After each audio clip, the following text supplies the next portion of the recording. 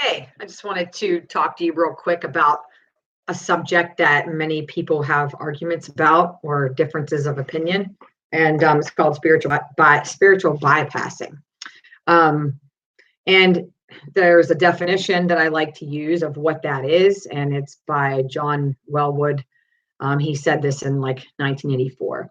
He said, spiritual bypassing is the tendency to use spiritual practice to rise above the difficulties of unresolved personal problems and emotions, right? So, this basically what he's saying is people utilize their spiritual prayer or, whatever spiritual practice they have to kind of skip dealing with emotional trauma, to skip dealing with unresolved issues of the past and different beliefs that are programmed that need looked at deeper. Their feelings of sadness, guilt, shame, all the emotions that they want to avoid.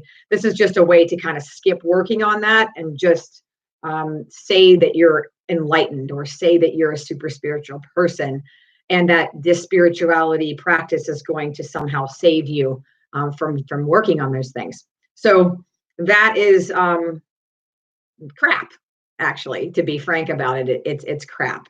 And both religion and New Age spirituality do this, and all kinds of different other ideals, and they do the same thing. But what you'll typically see is the guru with the other name, right? They've renamed themselves some kind of enlightened name that they've gotten from their guru, and they have decided that they just need to transcend everything, that all of the emotions and thoughts and, all the different things and the traumas and experiences are not really a part of who you really are. And that there's this enlightened spiritual being and you have to live in this spiritual place. And that's where you're going to find peace. And really what it is just kind of a form of escape. It's kind of just running away and avoiding doing that type of deep inner work and feeling that deep pain. And, they may have experienced bits of that before, but realize, what, no, I'm going to get out of this. I'm out of here. I'm going to stay in this spiritual space all the time. And that makes me an enlightened being because I can transcend and rise above all of these human emotions and these messy, ugly problems and, these obsessions and addictions and this and that. I'm going to rise above it and stay in the spiritual all the time.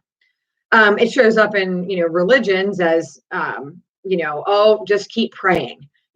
God's will is going to be done regardless, but just keep praying and everything will just be okay.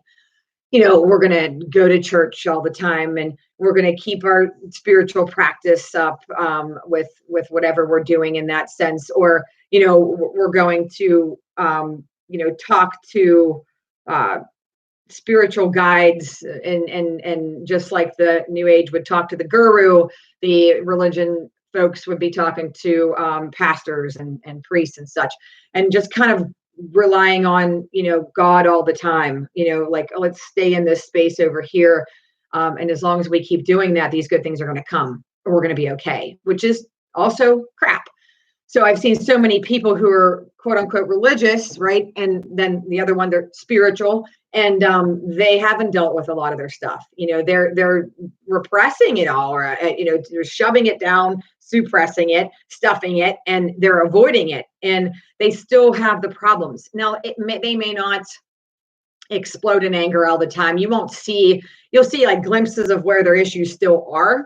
And sometimes in little things, they're really trying to be in this raised, elevated state of spirituality and this higher self, so to speak, or this spiritual place all the time. But you'll see that their issues are unresolved, and in conversations, they won't engage in certain conversations because they're going to get triggered. So they kind of stay away from it. It'll be displacement a lot of the times where, they'll displace their feelings onto something else. And you're like, whoa, or it's physical, they manifest into some physical problem that they have.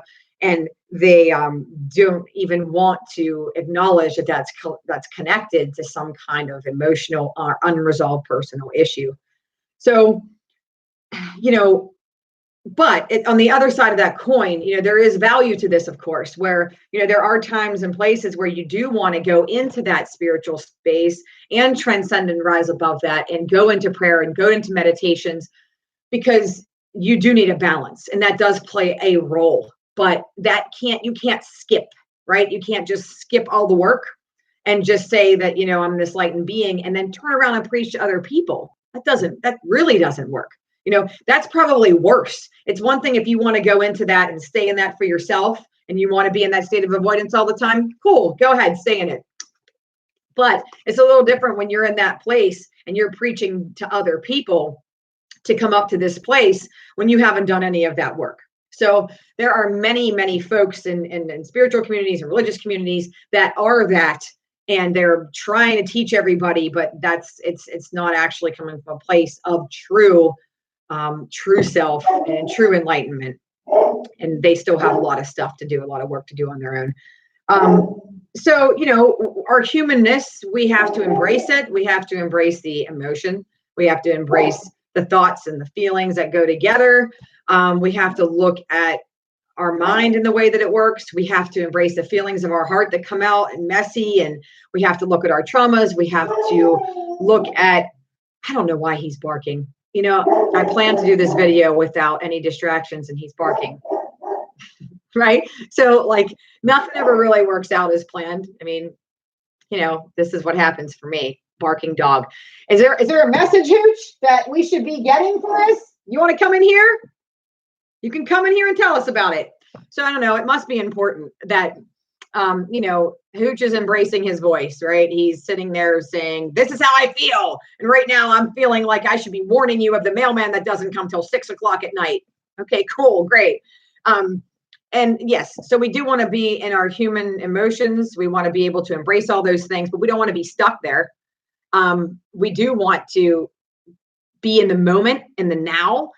We can't pretend like history doesn't exist, right? We can't pretend that our traumas and stuff did not happen. We just have to always be aware at every given moment and in every turn in our lives as to what's going on and have a deeper awareness. Try not to overthink it. Try not to overanalyze. And sometimes you will analyze and that will help you. Sometimes you have to sink into the emotion. Sometimes you have to rise above the emotion. Sometimes you have to be more rational about what's going on. And you're never going to get it right. It's never going to be perfect. This won't be a state that you have reached of enlightenment where you're going to stay all the time. This is going to be vacillating. And I often use a comparison to a pendulum. And especially the ticking clock, that pendulum thing that swings back and forth, it never goes to one side or the other.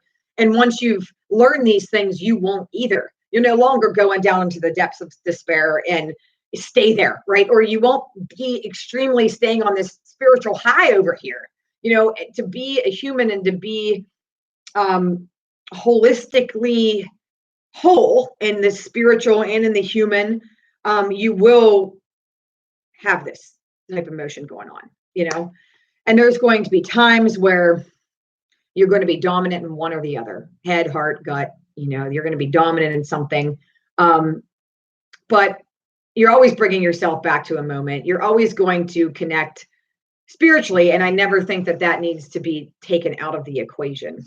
But this whole bypassing thing, it's a subject that has definitely been hit on a lot lately that I've noticed. And I've seen it a lot. And I can tell when somebody has done that, when they're in my presence or when they're talking to me. My gut, my intuition knows. I feel it out. I feel that you are inauthentic. And it's not by your own choosing. It's not that you're inauthentic because you're hiding something. You just don't know, right? You just don't realize. You haven't dug deep enough to bring that full, true, authentic self out. And if you guys are intuitively feeling that about people, you're right on. Most of the time, it's not it. So be careful who you follow, what gurus, what teachers, which pastors, which priests. Be careful who you're talking to. Find out more about that person's journey. And sometimes, even though there is a journey, it's still not in a real place of incorporating all of the things that we discussed in this video. So it's longer than I wanted, but anyway, if you'd like to hear more about this type of stuff, drop me a comment. If there are things that you have question-wise, please feel free to ask. And I look forward to making many more videos and doing some podcasts.